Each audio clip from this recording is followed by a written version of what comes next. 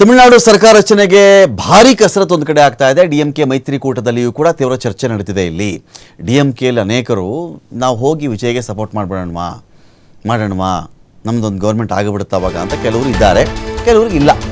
ಚರ್ಚೆ ಅಂತ ನಡೀತಾ ಇದೆ. ಎಡಪಕ್ಷಗಳ ನಾಯಕರನ್ನ ಸ್ಟಾಲಿನ್ ಭೇಟಿ ಆಗ್ತಾ ಇದ್ದಾರೆ. ಡಿಎಂಕೆ ನಿಲುವು ಈ ಥರ ಇದೆ, ಅಣ್ಣಾ ಡಿಎಂಕೆಲ್ಲೂ ಕಿತ್ತಾಟ ಇದೆ. ಈಗೇನು ಮಾಡ್ತಾ ಇದ್ದಾರೆ, ಡಿಎಂಕೆ ಮೈತ್ರಿಕೂಟ ಇದೆಯಲ್ಲ, ಮೈತ್ರಿಕೂಟದಲ್ಲಿ ಪ್ಲಾನ್ ಮಾಡ್ತಿರೋದೇನು, ಡಿಎಂಕೆ ಮತ್ತು ಅಲಯನ್ಸ್ ಪಾರ್ಟಿಗಳು ಅವ್ರ ಜೊತೆ ಇರತಕ್ಕಂಥವ್ರು ಅವರೆಲ್ಲ ಪ್ಲಾನ್ ಮಾಡ್ತಿರೋದೇನು, ಲೆಫ್ಟ್ ಪಾರ್ಟಿಯನ್ನು ಭೇಟಿಯಾಗಿರೋದು ಸ್ಟಾಲಿನ್. ಒಂದು 4-5 ಸೀಟ್ ಇರಬೇಕಲ್ಲಿ ಅವ್ರನ್ನ ಭೇಟಿಯಾಗಿ ಬೆಂಬಲ ಕೇಳುವುದಾ, ಇದೊಂದು ಪ್ರಶ್ನೆ. ಚೆನ್ನೈನ ಆಳ್ವಾರ್ಪೇಟೆಯ ಸ್ಟಾಲಿನ್ ಮನೆಯಲ್ಲಿ ಭೇಟಿಯಾಗಿದೆ.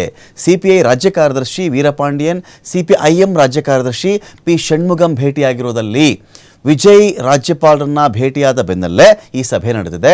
ರಾಜಕೀಯ ಅತಂತ್ರ ಸ್ಥಿತಿಯ ಬಗ್ಗೆ ನಾಯಕರು ಇಲ್ಲಿ ಚರ್ಚೆ ಮಾಡ್ತಾ ಇದ್ದಾರೆ. ಅಂದರೆ ಇಲ್ಲಿ ಏನಾಗ್ತಾ ಇದೆ ಅಂದರೆ, ಈ ಒಂದು ಕಡೆ ಡಿಎಂಕೆ ಈ ಪ್ಲಾನ್ ಮಾಡ್ಕೊಳ್ತಾ ಇದೆ, ಇನ್ನೊಂದು ಕಡೆ ಏನ್ರಿ 72, 73 ಈ ಟೈಮಲ್ಲಿ ಇದೇ MJR ಡಿಎಂಕೆಯಿಂದ ಸಿಡಿದು ಬಂದು ಅಣ್ಣಾ ಡಿಎಂಕೆ ಮಾಡಿದ್ರು, ಕಾಂಗ್ರೆಸ್ಸಿಂದ ಸಿಡಿದು ಬಂದು TMC ಮಾಡಿಕೊಂಡ್ರು ಮಮತಾ ಬ್ಯಾನರ್ಜಿ, ನನಗಿದು ಬೇಡ ಅಂತ ತೃಣಮೂಲ ಕಾಂಗ್ರೆಸ್ ಮಾಡಿಕೊಂಡ್ರು. ಇವರು ಡಿಎಂಕೆ ಬೇಡ ಅಂತ ಅಣ್ಣಾ ಡಿಎಂಕೆ ಅಂತ ಮಾಡಿಕೊಂಡ್ರು. ಅಣ್ಣ ಅಂದರೆ ಯಾರನ್ನ ಅಣ್ಣ ಅಂತ ಕರಿತಾ ಇದ್ರು, ಯಾರನ್ನ ಅತ್ತಿಗೆ ಅಂತ ಕರಿತಾ ಇದ್ರು ತಮಿಳ್ನಾಡು ಜನ. ಬಿಡಿಸಿ ಹೇಳ್ತಕ್ಕಂಥ ಅವಶ್ಯಕತೆ ಇಲ್ಲ.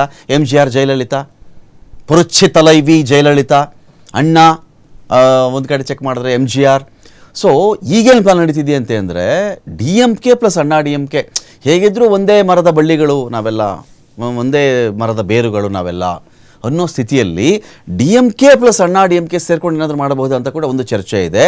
ಅದಕ್ಕಿಂತ ಪೂರ್ವಭಾವಿಯಾಗಿ ಎಡಪಕ್ಷಗಳ ನಾಯಕರನ್ನ ಮುಖಂಡರನ್ನ ಭೇಟಿಯಾಗಿರೋದು ಸ್ಟಾಲಿನ್.